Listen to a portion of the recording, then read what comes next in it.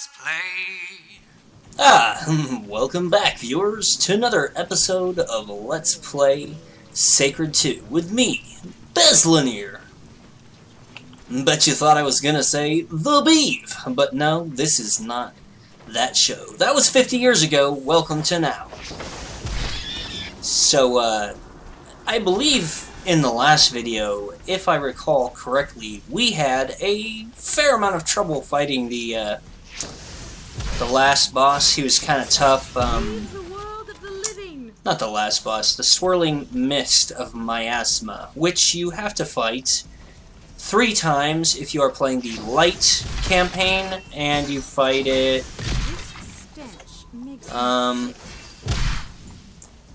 if you're playing the dark campaign, you only fight it once. So there's something to be said for that. Now, I can't recall if it actually did hit me really hard. I think it did. It's really bad. I mean, it can basically one-shot, like, almost every character. I've had numerous characters that, like, never died, and then got to that swirling mist of miasma.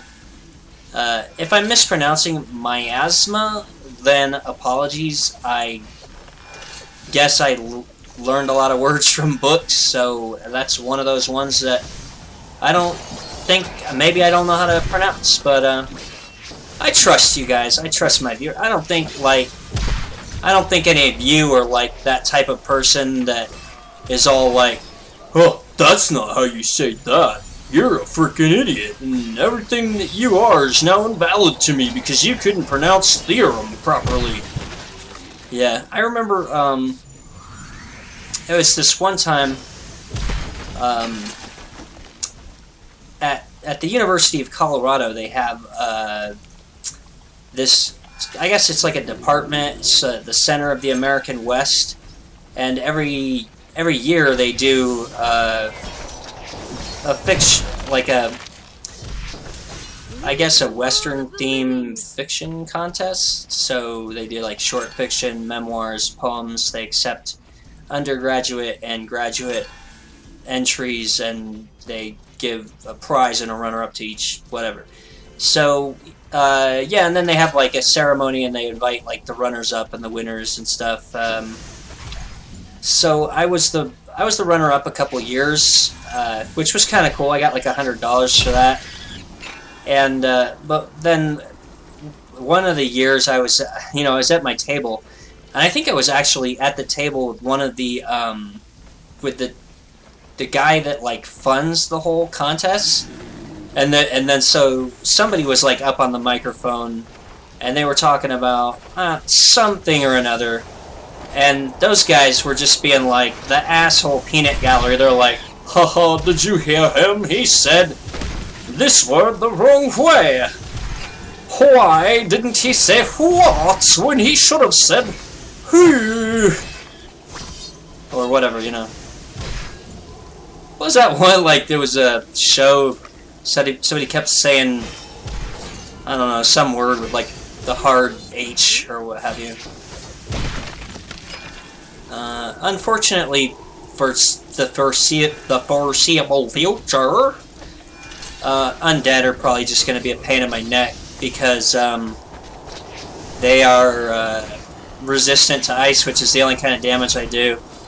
I'm going to have to get Ancient Magic eventually, which will, at Mastery, will lower the resistance of enemies to your magic damage, which is a good thing, I guess, yeah, right? Is that good? Yeah, sure. It's always good to pick up runes. Are you serious? It just despawned. There I go. Doing my spells the wrong way again. I trained you wrong on purpose, as a joke! That's not a very good reference, but it's a Kung Pao reference. I don't know, I'm not sure if I would say that's usually my, my style of movie. Is it usually my bag of chips? I don't know. But for whatever reason, when that came out, we were all we were all out to sea, and I think they released it before they like let us watch it on the ship before it came out in the theaters. we all just thought it was crazy, and we laughed our butts off. Our butts! Guys, we laughed our tushies off. It was so hilarious. It made me want to praise Jesus. It's okay if you're into Jesus. That's fine. I have no problem with that. But you know, things like that, they don't interest me, and I just have this problem, unfortunately, since the last few years in my life. My mom suddenly decided that religion was the most important thing in her life, and like, it's like, you know, I'll be at a restaurant. Like, I would go to a restaurant with her, you know, we sit down at Denny's or whatever, except we wouldn't be at Denny's, because Denny's is gross, but, you know, I mean, we'll be, you know, let's say IHOP. IHOP is cool. IHOP, I got your back if you want to, like, hook up an endorsement, some free pancakes. Bezlonir says IHOP is awesome, Denny's sucks. Give me some money. Anyway, so, you know, like, we'll sit down at IHOP, and she'll, you know, the waitress will come up, and she'll be like, so how are we doing today, you know? And like me, or, you know, like a normal person would just be like, oh, good, you know, fine, you know, normal, rote answer. Nobody's asking seriously, you know, whatever. But then my mom will be like, oh, blessed in Jesus, and I'm just like, oh, God, that's kind of embarrassing. I don't know. It just seems a little pushy to me, like, you know, like, nobody cares. I don't know. It's alright, but, you know, and then the thing is, I can't remember if I had a different point when I started to talk about this, but I guess, like, the thing that really bothers me, and, you know, like, is it my role or my place to be bothered by it, you know, to each their own, but, you know, like, I respect religion in some ways, and I'm not gonna, you know, get down on anybody for believing in a religion, and, you know, personally, I guess I would call myself agnostic, you know. I don't feel egotistical enough to say that, you know, like, I had a philosophy teacher once, and I guess, like, you know, I mean, you made a pretty good point, like, you can't really say, can you really say that there's no God? Can you really say, like, there's no conceivable way that, like, you know, you really can't, you just can't say that. We'll never get to a point in science where we can definitely say that there's no God. Like, it seems like, when you say God, to me it sounds like a silly concept. Like, oh, there's a man in the sky, and if you jerk off, it makes him mad. He cries. But, like, the thing is, you know, religion is still okay. Like, it's your choice to believe in whatever you want to believe, but the only problem, the problem that I have with, you know, my mom's particular sect of religion that she's gotten into is that, like, all they talk about is that the end times and, like, you know, the apocalypse and all this stuff, and I don't know, like, this isn't boring, is it? I know I'm talking about my personal life or whatever, and that's probably boring normally, but, you know, it's, I have a point. Like, the thing is, all they talk about is, you know, the rapture, the end times, and that's, like, apocrypha, you know, it's, that's the same thing as talking about the Illuminati, or, you know, what's that field called? Is it numenistics, or, I think maybe numerology, because I think numenistics is actually coin collecting, and I'm being an idiot. But,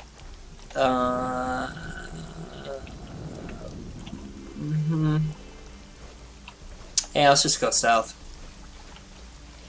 Where's south? Oh, okay. So, I'll just go this way.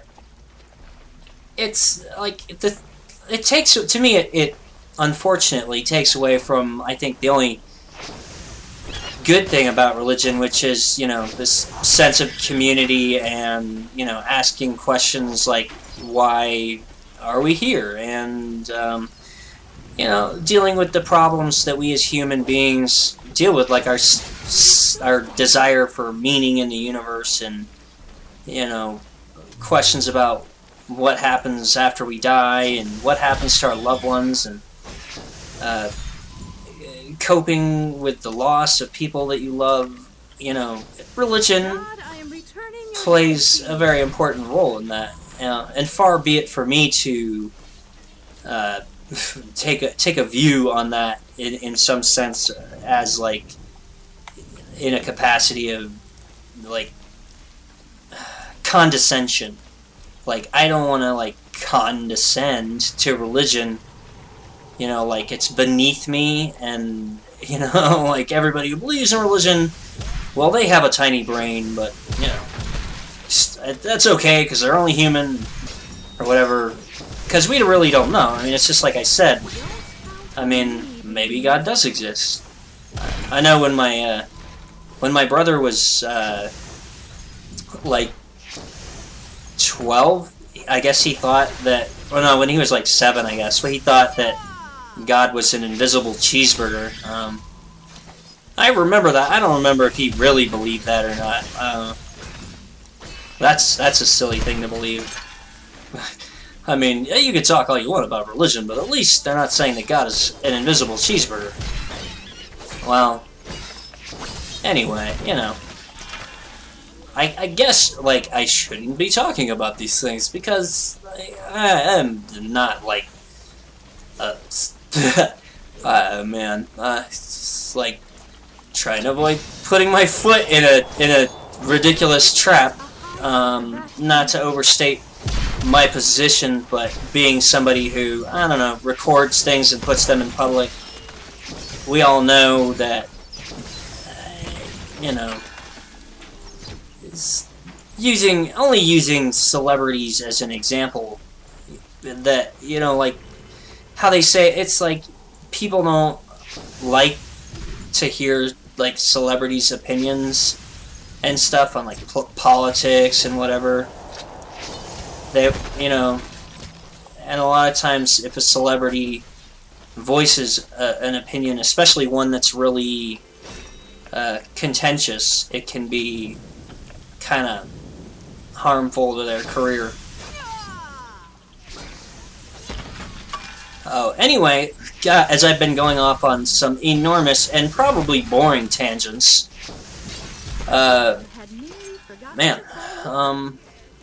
I forgot to mention that I started talking about I had trouble with the swirling mist of miasma in the last video, and so I actually looked it up on the Sacred Wiki, and so it turns out, because I also had trouble with another character since that video, and I had put on, before I fought him, I put on magic relics, magic resist relics, because I thought that would help me. But when I looked him up, I realized he does ice damage. So I'm hoping, I just equipped all my ice relics. I had to buy 2 of them because I only had 1, and I'm hoping that that'll help me out. I think I already mentioned this, but on the PS3 you can equip up to 6 relics at once, but you can only equip 3 relics of any particular type, and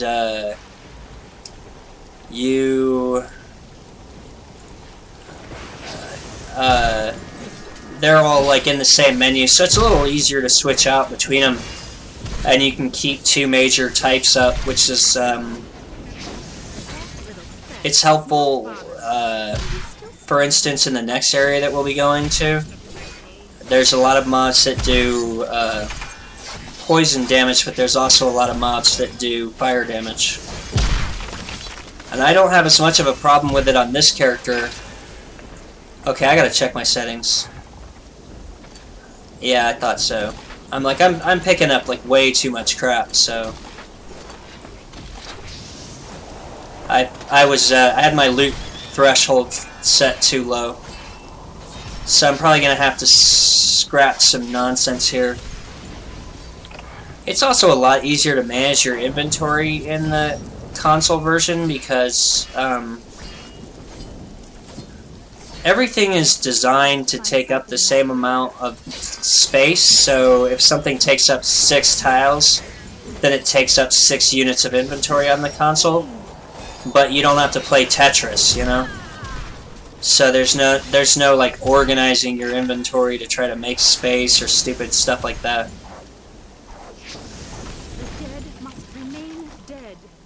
But I guess we'll have to see whether or not these ice relics help at all. We have about 196 ice armor, which isn't very much. I think we do have armor lore. Wrong menus. Yeah, we do. So armor lore, I don't know if it's only at mastery, but either regular armor lore or at mastery, which means once you put 75 hard points into it, which means you have to actually put points into it from the skill screen, not from gear. Then you'll have mastery, which unlocks additional bonuses. You can't put more hard points in a skill than you have levels, so the earliest that you can master skills is level 75. And my highest level character is about 66, and that's a ranged dryad I have on the console, the PS3. And I think around until level 50, I just kind of chose skills based on, you know, my gut feeling. Okay, I need more offense, I need more defense, you know, whatever. Then when I got to level 50, that's when you choose your next to last skill, and at that point I started, I just chose 3 skills I felt like I wanted to have mastery in, which I was already putting a lot of points into because they were skills that I really wanted to emphasize in my build. So as I level, I'm just I calculated everything out. Can I get these skills to mastery by 75? So then I'm gonna that way I'll have 3 useful skills mastered at 75, which should get me on my feet when I hit that level pretty well. And that might be a good way to go. So it's something you might want to do if you're playing this game and relatively new to it. If you're not new to it, then you probably have your own ways worked out. Probably been playing it longer than me, in that case. By this point, I may have played this game around 200 hours. I'm fairly certain I have over 100 hours on my console. I have about 3 characters that I've raised to level 30 recently, and I have the one level 60, and then I have a few other characters. I actually just ordered a capture card, so I'm planning on making another video that will showcase some other builds. But since I'll have a capture card, I'll be able to do that on the console. But if you're gonna play on the console, I would really recommend either having the PC versions, so you can use the PC version to plan out your builds and stuff, and test anything that it might be theoretical for you, or otherwise use the wiki. But one of the problems, there's a few problems with trying to plan out your character, and I'll tell you the 2 biggest problems with trying to plan out your character on the console, and that's unless you're at the level up screen,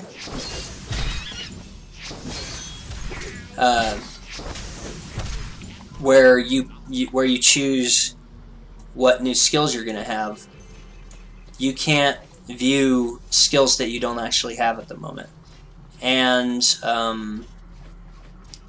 The other problem is that unless you have spent enough points to get one of these bonuses, like the modifications, unless you currently have an unspent modification point, you can't open the window to see what the modifications are. So I'll briefly explain why, a couple of reasons why both of those things are problems. So as you'll see here, you have primary skills on the left, which you can put points into at any time you want, and then on the right you have secondary skills.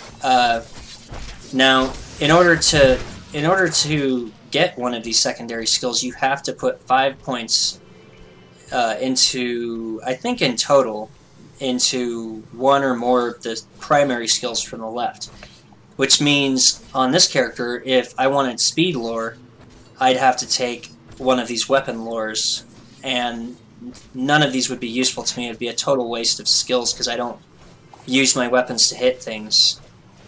Which is partly why I chose writing. It seems to work better for a casting character. And then, so that's a problem, and you also can't see just all the skills together so you can get an idea. You don't know which skills are available to your character, necessarily. Which kind of sucks, you know? And, yeah, these undead are resistant to ice, too, so that makes this fight super long. I just have to try to keep an eye on my health, because this guy likes to do some nasty abilities.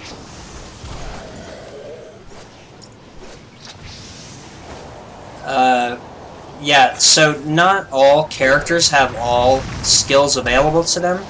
So that's going to be a problem too, because you don't know which skills you can actually get. So it's a good idea to write down a list of which level you're going to take every skill at before you really get past like level 5 with the character. And, you know, that'll help you to avoid having to re-roll your character or something like that. If you're playing on the console.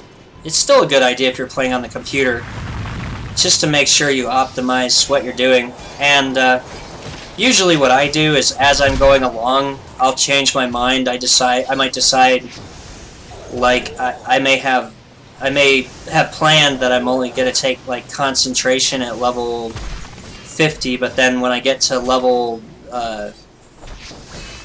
like 15, all of a sudden I decide I want to have a second buff up. Then I'll have to get concentration at level 18, which is one of the levels where you get a new skill, so that I can do that.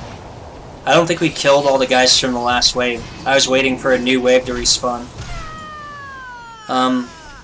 It's a little easier to see sometimes on the console, but you'll see additional damage pop up over his head. It's hard to see on the computer because right here, the place where they display his nameplate covers up the damage, the place where the additional damage thing would be displayed. But then it's the inability to see which modifications are available without having an active modification is really hard to deal with, because when you can't see which modifications are available, then it's hard to decide which one you should take next, which means that I mean, it makes it hard to decide which skills to put points into as you're leveling. I will say this though, I've been playing one ranged character and 2 melee characters. Actually, 2 ranged characters, because I've been playing the BFG Seraphim also, and she's ranged.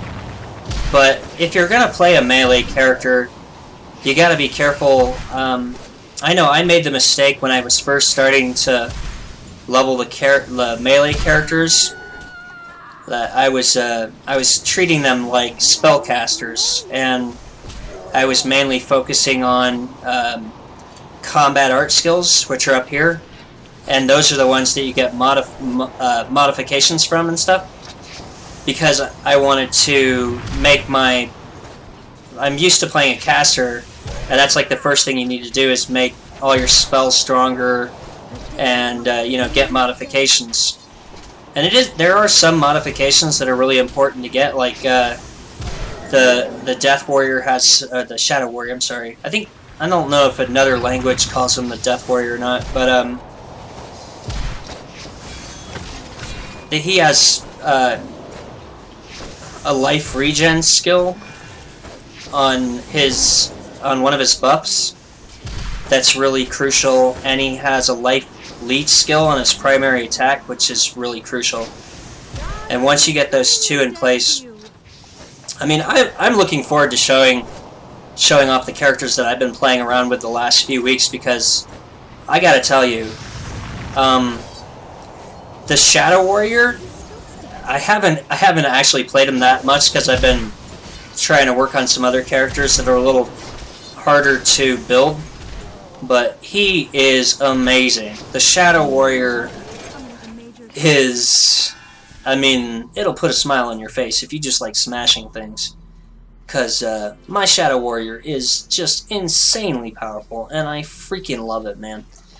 And the overall moveset is really fun and satisfying.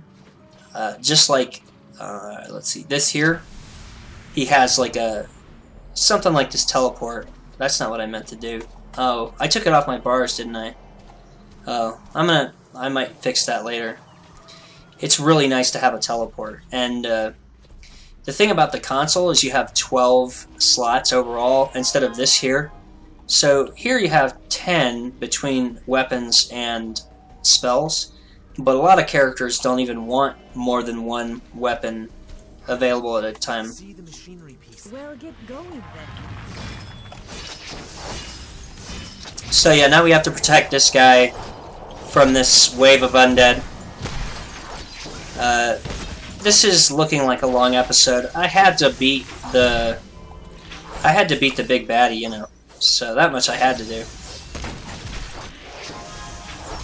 Oh, another difference is all the potions stack. But yeah, you have so potions only take up one spot in your inventory, no matter how many you have of that type. But and that's pretty useful. But they do have 12 slots overall, which is nice because you can put more of them you can fill more of them with abilities, spells, skills, whatever, combat arts. I can't believe it. We think. I even have a couple melee characters, and they only have a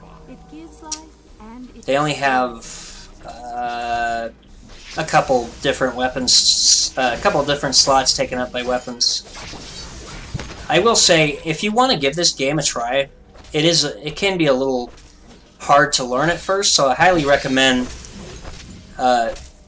for you to make a Shadow Warrior and play him as melee, and give him armor lore, dual wielding, and let's see, what else would you probably give him?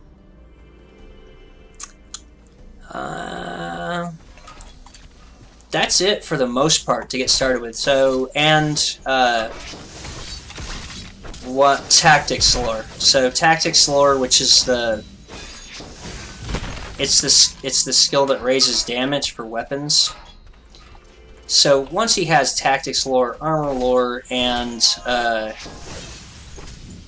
dual wielding, it's just going to be a ROM. And that'll be an easy way for you to get acquainted with this game if, you know, you just kind of want to give it a try. Just set up, trying to remember the name of the skill. If you were playing in the PC, it'd be in the first slot, and I think it'll be in the first slot on the top aspect if you're playing on the console too. and it's just the melee single target attack, not the one from the tree that's yeah, god dang, not the one from the tree that's yellow, but the one from the tree that's red. Anyway, yellow trees, red trees. I have gone past where I probably should have stopped, so this is Bezlonir signing out of another episode of Let's Play Sacred 2. Thanks for joining me, and I will see you next time.